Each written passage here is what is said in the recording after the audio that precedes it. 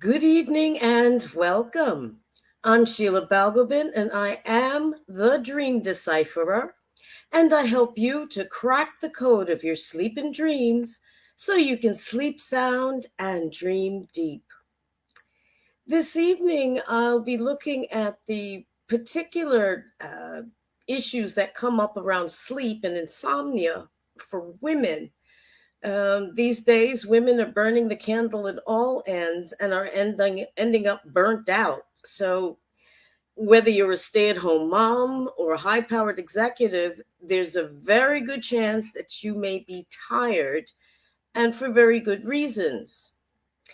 For whether it's a career, your children's social or family happenings, life comes first and sleep is last on the list.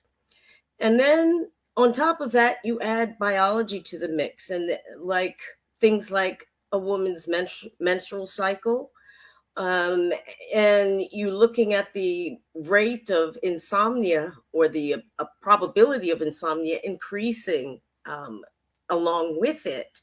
So sleep problems of all kinds can make it difficult to get the recommended 7.5 to 8 hours of sleep. And again, I always say that with proviso because we're all individuals with different sleep needs. But getting the necessary hours of sleep required to be able to perform at your best. Um, there are things though that you can do about that, but at first it's important to understand what may be causing the actual insomnia. It could be a range of different things that may be simple to fix, things that may need a doctor's intervention in some kind, but there are things that can be done. The first thing to look at is insomnia in terms of lifestyle. Now, in a survey conducted by the National Sleep Foundation in the US, one of the primary reasons women aren't getting enough sleep could be something as simple as spending too much time socializing with friends instead of going to bed maybe a bit earlier in the evening. And if this is the case, then a simple solution would be able to look at your schedule and budget more sleep time in. Actually, just having a bit more self discipline. As for looking at stay at home moms, however, the situation wasn't much better. The survey also found that three-quarters of the women in this category experienced some symptoms of insomnia.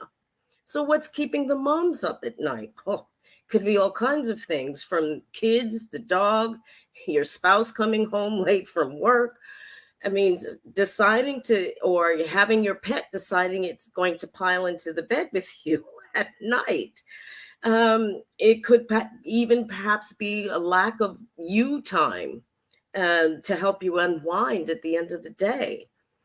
If you're spending most of your time in the evening on chores or helping the children in some way or maybe with their homework, that could actually lead to sleep problems. Then we have the Wonder Woman syndrome to contend with. You're married, you've got school age children, you're working full time, and if you fall into that group, you're pretty much it's pretty much a sure thing that you're not getting enough sleep. And women who are in this situation are usually getting less than 6 hours a night of sleep.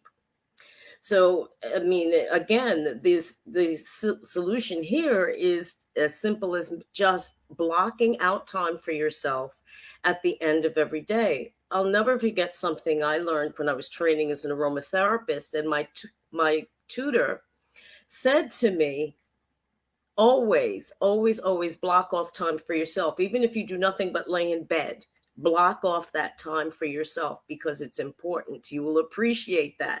And 20 odd years later, I do appreciate the fact that me time is essential for good health in general and just everyone's peace of mind, including your own. Now, there are other sleep problems that are related to hormonal changes. It may not be your lifestyle that is causing you sleep problems, but your own body, primarily your hormones, and beginning with the menstrual cycle.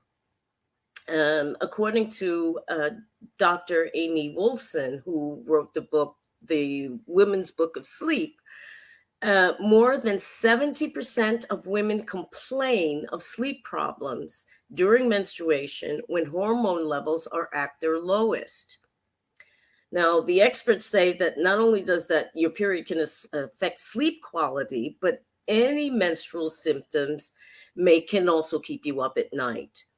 And additional research has revealed that menstruating women often report bloating that is significant enough to disturb their sleep 2 or 3 days during their menstrual cycle. If that sounds like you, it may be a good idea to get in touch with your gynecologist about that, because there are treatments of various kinds that can help with some of these symptoms, which may in turn have a knock-on effect and reduce the sleep problems. Women who are who are in the perimenopausal or even postmenopausal stages, will, and eventually into menopause, will also experience issues because as the hormones are being reduced, and the cycle comes to an end. The menstrual cycle comes to an end. And generally, postmenopausal women will report being less satisfied with their sleep, with more than half of them reporting symptoms of insomnia. The many causes that are often shared as to what's causing sleep problems, including hot flashes, mood shifts, and sleep disordered breathing. I mean, problems like breathing or snoring, all are common and can sometimes be severe enough, more severe rather, in postmenopausal women. Could you actually have a sleep disorder? That could be an issue as well. So if you're doing all of the right things to get yourself to sleep and you're still having problems, there could be a sleep disorder that's the root cause of the problem. Issues such as sleep apnea, when your breathing stops during the night, and if the longer the pauses in breathing that occur, the less sleep a woman will get, men as well. But in this particular case, if apnea can occur 10 times per night, and in more extreme cases, actually hundreds of times per night. So you can well imagine that nobody's going to get sleep if they're experiencing these stoppages of breathing where the oxygen is not actually reaching the brain. And while studies suggest that sleep apnea is more common in men than women, it also suggests that the levels in women is probably higher than people actually realize. But what's key in this with this particular problem is that most of the time you will not actually be aware that this is happening, these micro awakenings. So you'll wake up feeling tired and really won't understand why, despite perhaps sleeping, the requisite 6, 7, 8 hours. Another issue that comes up is snoring, and whether it's your snoring or your partner's snoring. If your snoring actually wakes you, that's an indication that there's a problem. But in many cases, you won't even know that it's a problem until somebody else tells you. Um, whether even if you're not the one who's snoring, it will still can cause you sleep issues. Um, when the spouse has the issue, the noise just keeps you up. I mean, how many times have we, one partner or another may have experienced that when people are overtired, they're sleeping on their back, they may have had too much to drink, and those things can contribute to snoring as well as things like sleep apnea. But in either of these cases, it would be a good idea to actually talk to your doctor. There's all kinds of news aids to help people to stop snoring that can be helpful. Another issue that comes up is restless leg syndrome, which is now only recently being recognized as an actual neurological disorder. Um, People who suffer with this syndrome, or RLS, will suffer unpleasant sensation in the legs and the uncontrollable urge to move in order to relieve these feelings. Lying down and trying to relax only seems to actually worsen the problem, making it difficult to fall asleep or stay asleep. And the higher the frequency of these episodes, the more a woman is likely to experience insomnia, daytime sleepiness, consume things like caffeine, and use different sleep aids like sleeping tablets or what have you. But if all of your sleep problems are still persisting despite your best efforts, and you're consistently tired during the day or snoring, or your partner complains that you're really moving around and thrashing around during your sleep, it may very well be time to speak with your doctor and to look into the issue a bit more closely. But all is not lost. If it's not a severe problem, there are some simple things that you can do. The first of which is just paying more attention to some key issues. First and foremost is to actually, if you need to, schedule sleep into your put sleep into your schedule and make it a habit, a regular habit, so that the body will automatically start to relax when it realizes that it's time for bed. The biggest problem for women is that they make sleep the last on their list of priorities, and by making sleep less of a priority, or making sleep more of a priority, however, you become more productive, more efficient, and most of all, you're less stressed. So your relationships will be better as well. There's a few simple things that you can also do during your nighttime routines, such as dealing with whatever is bothering you during the day, so that it's not bothering you when you're trying to go to sleep. Alcohol at after 6 p.m. Is not a particularly good idea, nor is caffeine after 2 p.m. Most people don't realize one cup of coffee can take up to 24 hours to leave your system.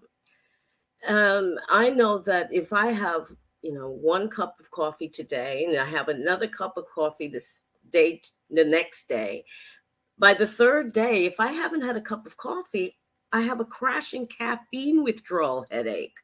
So our systems take time to process all of that and filter it out and get it out of the system, so that that that cup of coffee at 4 o'clock is going to kick in a few hours, and you're going to be up at 2 a.m.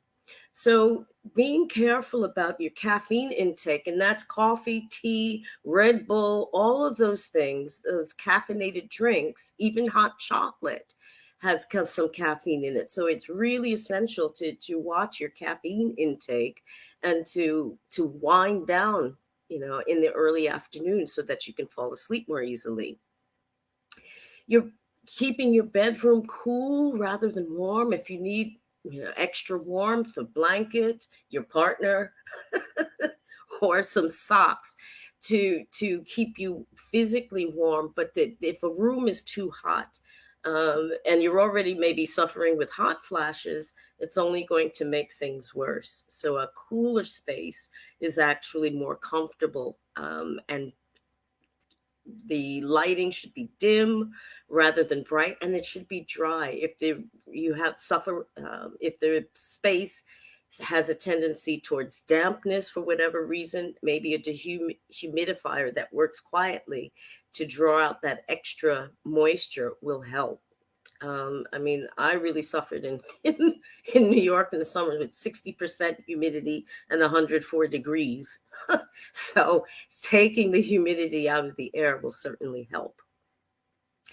Something as simple as the size of your bed. Is it enough space for you and your partner to sleep without bumping into each other every time you move? Togetherness is nice, but at some point during the night, you're going to want to move around, and it's necessary to have adequate space. So, adequate space, a proper pillow, all of those things are necessary.